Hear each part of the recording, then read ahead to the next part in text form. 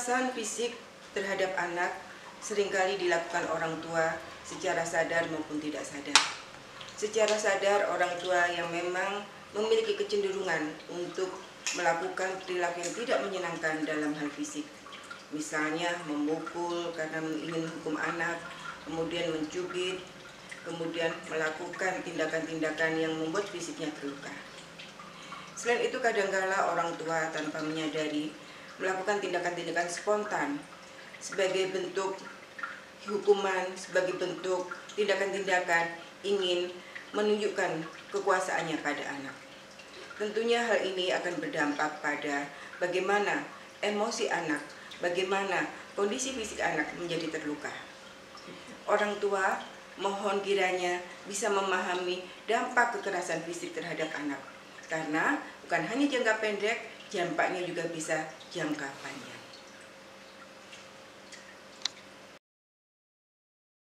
Ya. Kali ini kita akan membahas tentang dampak kekerasan atau child abuse terhadap anak. Tentu saja merupakan hal yang penting untuk kita ketahui bersama, ya. Kekerasan pada anak akan berdampak terhadap perkembangan secara jangka pendek maupun jangka panjang. Apa dampak jangka pendek kekerasan terhadap anak? Yang pertama, anak memiliki pandangan yang negatif atau buruk terhadap dirinya, ya. Anak-anak yang mendapatkan kekerasan pada akhirnya akan menunjukkan kepercayaan diri dan harga diri yang rendah karena pengaruh lingkungan yang memperlakukan mereka demikian, ya.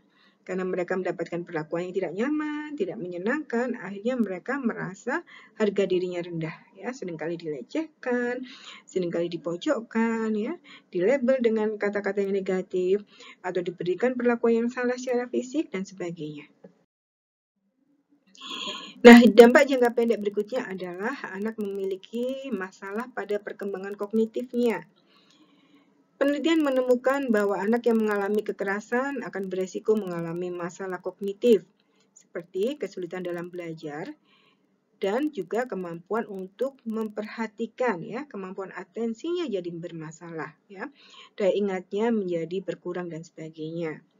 Hal ini pasti akan berdampak pada kondisi penurunan prestasi akademik.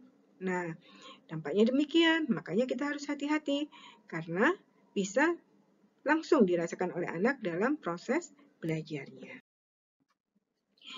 Berikutnya adalah anak-anak akan mengalami kesulitan dalam pengelolaan emosi, ya. Anak yang mengalami kekerasan dapat mengalami kesulitan dalam mengelola emosi dan dalam memecahkan masalah atau copingnya, ya. Hal ini disebabkan karena anak tidak mendapatkan contoh atau masukan mengenai cara dalam respon pengalaman stres yang mereka alami secara tepat, ya. Dan secara bersamaan, anak mendapatkan contoh respon yang negatif kekerasan dari keluarga. Jadi misalnya nih ya, ada anak-anak yang memang kesulitan dalam tugas-tugas akademik di sekolah, ya. Kemudian orang tua tidak memahami kesulitan tersebut, tapi justru memojokkannya, ya, menuntutnya berlebihan tanpa memberikan bantuan atau dukungan atas masalah yang dialami. Nah, tentu saja masalah ini akan semakin bertambah pada diri anak, ya. Masalah yang pertama, masalah yang memang dihadapi, ya, ketika dia tidak mampu menghadapi persoalan dari kegagalan atau kesulitan menyelesaikan tugas-tugas akademiknya misalnya, kemudian ditambah lagi tekanan dari orang tua, tekanan dari lingkungan, dari pendidik misalnya, ya, menuntut secara berlebihan, ya, kemudian melecehkan, mengolok-olok sebagai anak yang tidak mampu ataupun kurang berupaya, padahal mereka sebenarnya memang butuh bantuan, ya. Tentu saja dengan kondisi ini mereka menjadikan tidak mampu untuk mengelola emosi dengan baik. Mereka bingung, ya, tidak tahu caranya untuk menghadapi masalah, ya. Di satu sisi mereka juga akhirnya mendapatkan tekanan dari lingkungan sekitarnya. Nah, bertubi-tubilah persoalan ini, sehingga hal ini akan membuat rentan kondisi atau ketidakstabilan emosinya. Kemudian dampak berikutnya adalah anak mengalami kesulitan dalam bersosialisasi, ya. Pandangan anak yang buruk terhadap dirinya akibat emosi negatif dari kekerasan yang dialami anak juga menyebabkan anak kesulitan dalam menjalin hubungan dengan teman sebayanya. Hal ini pada akhirnya juga akan berdampak pada ketidakmampuan anak menjalin relasi yang intim saat dewasa nanti. Nah, ini ada efek jangka panjangnya juga ya. Efek jangka pendek, mereka akan mengalami problem dalam sosialisasi ya. Tadi karena harga dirinya terpuruk ya, konsep dirinya rendah, ya merasa tidak mampu dan sebagainya, merasa buruk dan sebagainya.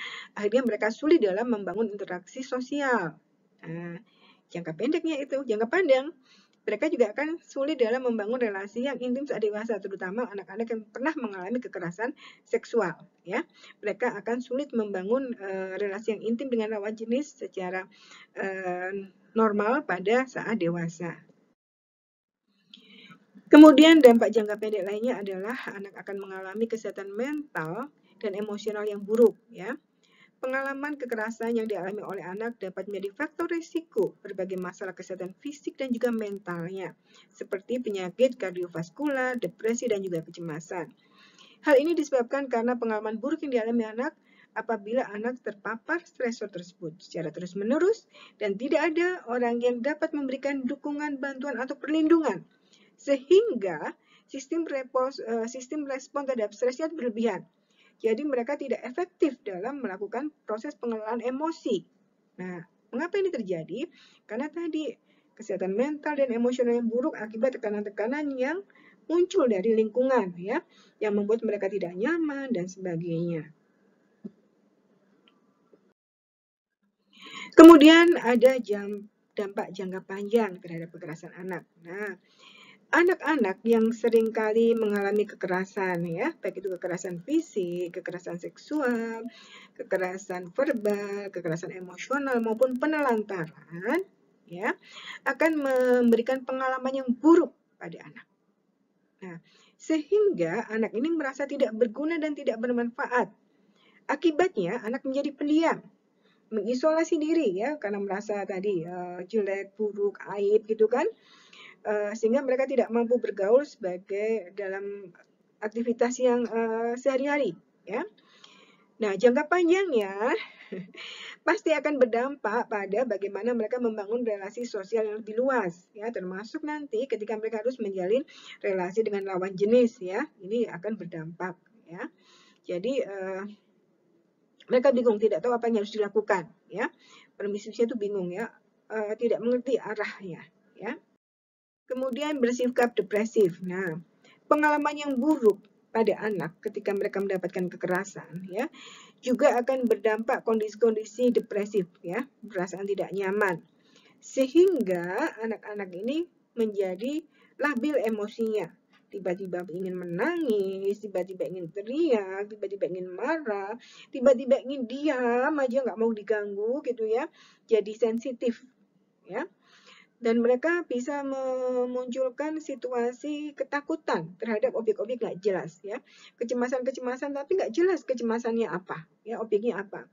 Ada perasaan traumatik ya pada figur-figur yang melakukan kekerasan pada anak tersebut. Misalnya kalau pelaku kekerasannya adalah orang tua, anak-anak itu menjadi trauma terhadap orang tuanya. Kalau pelaku kekerasannya adalah guru, anak-anak menjadi trauma terhadap gurunya, misalnya, atau orang dewasa di sekitarnya, misalnya kakaknya, pamannya, kakeknya, dan sebagainya.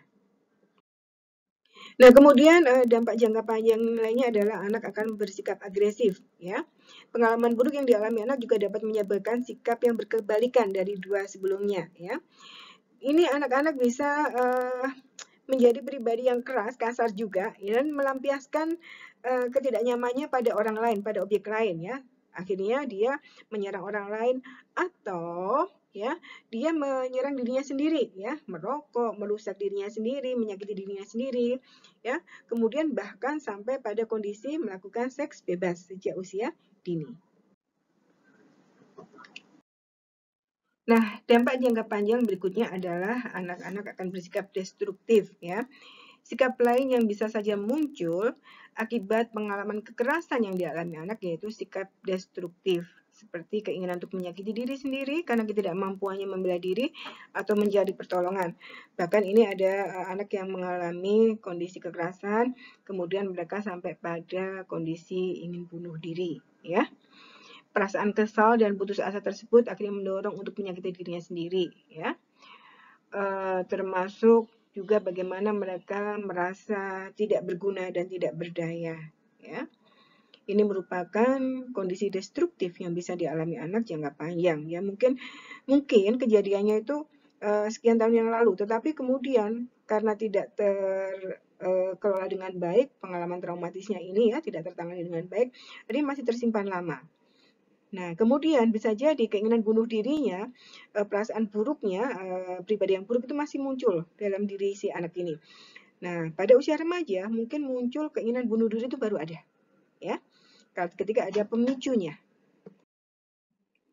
Nah, dampak kekerasan terhadap anak juga ternyata terkait dengan perkembangan otak anak ya. Kita tahu bahwa otak memang memiliki fungsi untuk pengendali cara kerja organ-organ tubuh lainnya, itu merupakan proses dari apa yang terjadi di otak ya. Nah, berikut contoh bagian otak yang berubah akibat kekerasan yang dialami oleh anak dan apa pengaruhnya terhadap anak. Yang pertama hipokampus ya.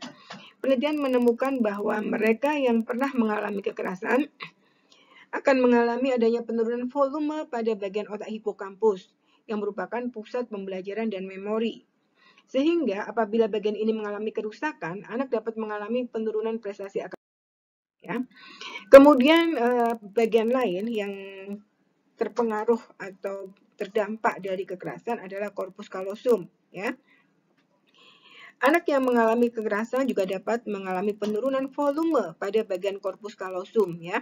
Ini yang bertanggung jawab terhadap proses seperti kegairahan, emosi, serta kemampuan kognitif yang lebih tinggi. Nah, makanya anak-anak yang mengalami kekerasan seksual, fisik, verbal, emosional maupun penelantaran, mereka menjadi anak-anak yang depresi, minder, ya, merasa tidak berdaya dan bahkan berdampak pada kemampuan kognisinya karena ada area otak yang terpengaruh. Kemudian area lain yang juga terpengaruh adalah cerebellum, ya, bagian otak ini mengalami penurunan volume, di mana fungsi dari bagian otak ini untuk membantu mengkoordinasikan perilaku motorik dan fungsi eksekutif. Jadi kemampuan penalarannya jadi bermasalah. Makanya jangan salah, kemudian ketika ada anak-anak yang menjadi korban kekerasan, mereka menjadi pelaku kekerasan juga pada orang lain, pada objek lain ya. Mereka tidak mampu menalar bahwa apa yang dilakukannya itu berisiko sebagaimana dia pernah mendapatkan perlakuan tersebut. Ya. Dampak kekerasan terhadap anak pada perkembangan otak pada area prefrontal ya. Beberapa penelitian juga menemukan bahwa anak yang mengalami kekerasan memiliki ukuran bagian otak prefrontal yang lebih kecil, jadi terjadi penyusutan ya di area ini. Padahal prefrontal cortex itu memiliki fungsi untuk pengelola atau pengendali perilaku, kognisi, dan regulasi emosi. Kita bisa bayangkan ketika area ini mengalami penyusutan, pasti kemampuan untuk melakukan proses kognisi, regulasi emosi, dan kontrol perilaku menjadi bermasalah. Ya. Nah, berikutnya adalah orbitofrontal cortex. Ya.